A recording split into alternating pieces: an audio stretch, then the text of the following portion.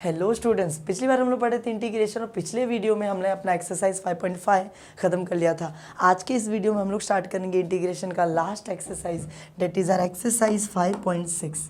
देखो सब खत्म कर चुके, ये लास्ट एक्सरसाइज है।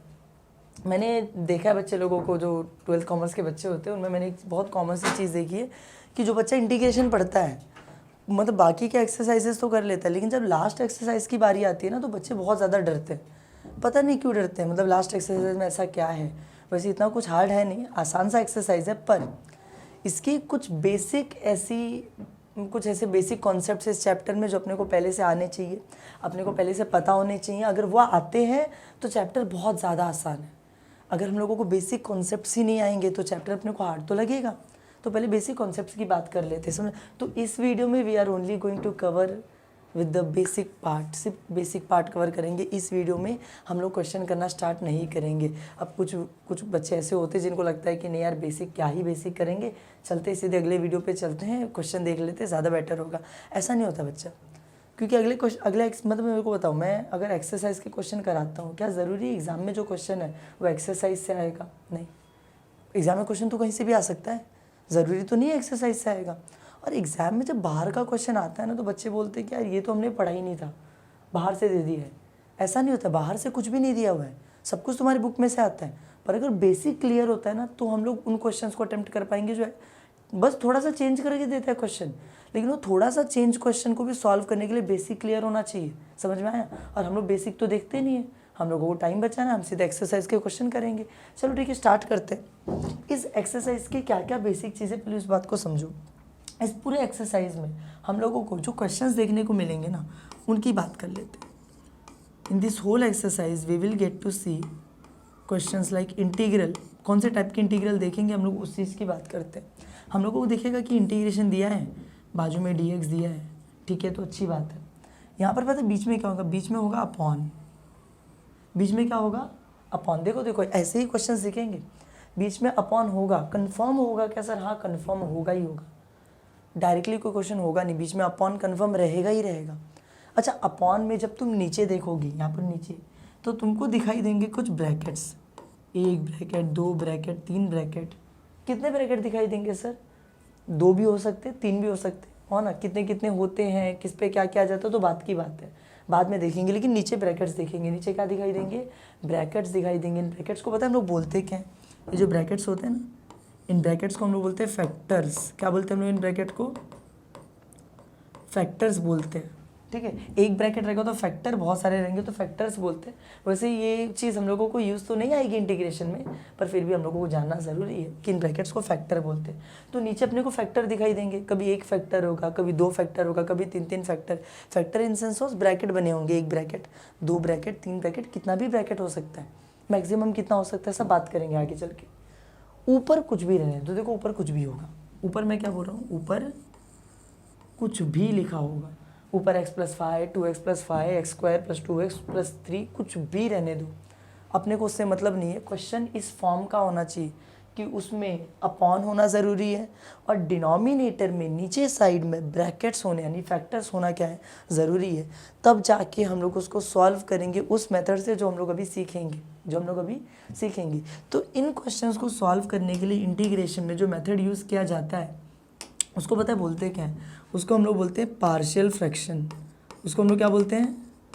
Partial fraction. इन क्वेश्चंस को सॉल्व करने के लिए हम लोग इंटीग्रेशन में एक मेथड यूज़ करते हैं which is called as partial fraction. क्या बोला जाता है? Partial fraction. अभी सब पार्शियल फ्रैक्शन क्यों बोलते हैं वो तो हम लोग अभी देखेंगे तो समझ में आ जाएगा। ठीक है, स्टार्ट करें। चलो आते हैं, अपने टेक्स्ट बुक के अंदर एक ऐसा चार्ट बना के दिया है। हमारे टेक्स्ट बुक के अंदर एक ऐसा चार्ट बना के दिया है, बहुत बड़ा सा चार्ट है, 1 2 3 4 5 6। कुछ गंदी गंदी सी चीज़ें दिख रही है लिखी हुई, कुछ अच्छी अच्छी सी चीज़ें दिख रही है लिखी हुई, अच्छी चीज़ें, गंदी चीज़ें, जो भी दिख रहा है ना लिखा हुआ, इन्हीं के बेसिस पे सारे क्वेश्चन सॉल्व होते हैं। अब इसमें दिया क्या है मालूम है क्या होता है? हम लोग पार्शियल फ्रैक्शन में करते क्या? हम लोग पार्शियल फ्रैक्शन वाले मेथड में करते क्या? हम लोग लिखते हैं लेट। हम लोग क्या लिखते हैं? लेट। फिर लेट के बाद क्या लिखते हैं? क्वेश्चन। लेट के बाद क्या लिखते हैं? क्वेश्चन। क्वेश्चन मतलब क्या लिखेंगे सर? ये पूरा का पूरा क्वेश्चन जो अंदर दिया था पूरा यहाँ पे उतार लेंगे, इक्वल टू। अब यहाँ पर ना इसको कुछ कंसीडर कर लेते हैं, यहाँ पे इसको क्या कर लेते हैं, कुछ कंसिडर अपना अपना क्वेश्चन रहेगा, उसकी जगह पर यहाँ पर क्या लिख देंगे, कुछ और लिख देंगे।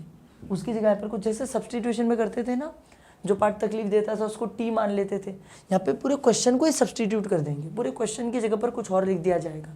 तो क्या लिखा जाएगा, उसकी बात हम लोगों को करनी है इस चार्ट के अंदर। तो देखो इस चार्ट के अंदर साफ साफ बताया हुआ है कि इन केस अगर क्वेश्चन में, देखो ध्यान देना डिनोमिनेटर पे, किस पे ध्यान देना, नीचे डिनोमिनेटर, ऊपर वाले से लेना देना नहीं है।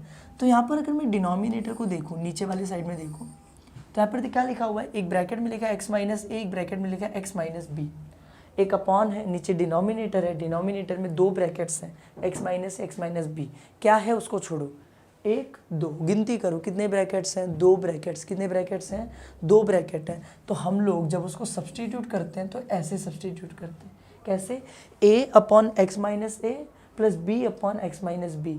मतलब क्या सर, समझ में नहीं आया, क्या बोल रहे हो आप, देखो मैं बताता हूँ। यहाँ पर देखो वेरी सिंपल, मान लो क्वेश्चन ऐसे दे दिया, मान लो क्वेश्चन ऐसे दिया हुआ है, इंटीग्रेशन 2x प्लस 5 अपॉन में x minus 3 x plus 4 dx। Question ऐसे दिया, इस क्वेश्चन में एक चीज़ देख पा रहे हो, अपॉन है, नीचे दो दो ब्रैकेट है, ब्रैकेट यानी फैक्टर्स हैं, जैसा मैंने स्टार्टिंग में बताया था वैसा है। तो इस क्वेश्चन को सॉल्व कैसे करेंगे, by using partial fraction. Partial fraction को कैसे यूज़ करेंगे, हम यहाँ पे लिखेंगे लेट, क्या लिखेंगे, लेट, फिर पूरा क्वेश्चन छाप दो। क्वेश्चन मतलब क्या, इंटीग्रेशन dx सब, नहीं नहीं नहीं, इंटीग्रेशन वाला सिंबल छोड़ दो, बस ये जो बीच का क्वेश्चन है वो छापो। तो बीच का क्वेश्चन क्या है, 2x प्लस 5 अपॉन में एक ब्रैकेट में x माइनस 3 और एक ब्रैकेट में x प्लस 4 लिख दिया मैंने। उसके बाद यहाँ पे मैं क्या डालूंगा, इक्वल टू, क्या डालूंगा यहाँ पे मैं, इक्वल टू। तो इक्वल टू क्यों, क्योंकि मैं इसको सब्सटीट्यूट करने वाला हूँ, इस पूरे क्वेश्चन की जगह कुछ और रखूंगा। तो क्या रखा जाएगा, देखो यहाँ पर क्या लिखा हुआ था, यहाँ पे लिखा था ना a अपॉन में x minus a, b upon में x minus b. A, capital A और कैपिटल बी वो दोनों कांस्टेंट है, वो दोनों क्या है, कांस्टेंट है, तो उसको एज इट इज लिखा जाता है। और नीचे क्या लिखा जाता है, x माइनस ए मतलब पहला वाला ब्रैकेट, यहाँ पर x माइनस बी मतलब दूसरा वाला ब्रैकेट। इसका मतलब मैं यहाँ पे जब सब्सटीट्यूट करूँगा तो मैं यहाँ पे कैसे लिखूँ, यहाँ पे लिखूँगा a अपॉन पहला वाला ब्रैकेट, पहला वाला ब्रैकेट कौन सा है, x माइनस 3, मैं लिख दूँगा x माइनस 3, यहाँ पे बीच में क्या आएगा, प्लस, बीच में क्या आएगा, प्लस, फिर अलग से b अपॉन यहाँ पे क्या आ जाएगा, दूसरा वाला ब्रैकेट यानी कि x प्लस 4, यहाँ पर a और b क्या है, a और b, capital a capital b दोनों कांस्टेंट है, तो हम लोग कैपिटल a कैपिटल b ही लिखते हैं, उसकी जगह कुछ और नहीं आता है, कैपिटल a कैपिटल b। लेकिन नीचे a के नीचे कौन सा ब्रैकेट आ जाएगा, पहला वाला ब्रैकेट, b के नीचे कौन सा ब्रैकेट आ जाएगा, दूसरा वाला ब्रैकेट। और ये हम लोग मानने के बाद इस क्वेश्चन को सॉल्व करेंगे। कैसे सॉल्व करेंगे तो बात की बात है, वो तो जब एक्सरसाइज करेंगे तब देखेंगे। लेकिन हाँ, ये बहुत ज़रूरी है, इस एक लाइन के ऊपर पूरा क्वेश्चन टिका हुआ है। ये एक लाइन सही है ना अपनी, तो देखना पूरा क्वेश्चन सॉल्व हो जाएगा। ये एक लाइन गलत निकल गई ना, नहीं समझ में आना, ये खत्म है वहीं पे क्वेश्चन। तो अगर दो ब्रैकेट है तो a के अपॉन में पहला ब्रैकेट प्लस b के अपॉन में दूसरा ब्रैकेट, बात खत्म। समझ में आया कुछ, चलो ठीक है, चलते सेकंड वाले पे। तो आई एम कंसिडरिंग कि पहला वाला अपना क्या हो गया, क्लियर हो गया। चलते सेकंड वाले पे। मैंने क्या बोला, ऊपर ध्यान देने की ज़रूरत नहीं है, नीचे देखो, नीचे यहाँ पर डिनोमिनेटर में देखो कितने ब्रैकेट्स दिख रहे हैं तुमको, 3, 1 2 3 ब्रैकेट दिखाई दे रहे हैं अपने को, 1 2 3 3 ब्रैकेट दिख रहे हैं हम लोगों को नीचे। तो क्या करेंगे, सेम सब्सटीट्यूशन, वहाँ पर 2 ब्रैकेट था तो a और b लिए थे, a के अपॉन में पहला ब्रैकेट, b के अपॉन में दूसरा ब्रैकेट। यहाँ पर 3 3 है ना, तो 3 ले लेंगे, a b c, a के अपॉन में पहला ब्रैकेट, b के अपॉन में दूसरा ब्रैकेट, c के अपॉन में तीसरा ब्रैकेट। इसका मतलब क्या हुआ, यहाँ पर देखो एक क्वेश्चन लेके देखते हैं फटाफट। ये तो और सिंपल है, मतलब मान लो क्वेश्चन ऐसे दे दिया कि भाई साहब इंटीग्रेशन करिए 2x माइनस 4, ऊपर कुछ भी हो सकता है, मैंने कहा ऊपर वाले पे ध्यान मत दो, नीचे देखो, नीचे लिख दिया x minus 1, x minus 2, x minus 3, ऐसे लिख के दे दिया dx।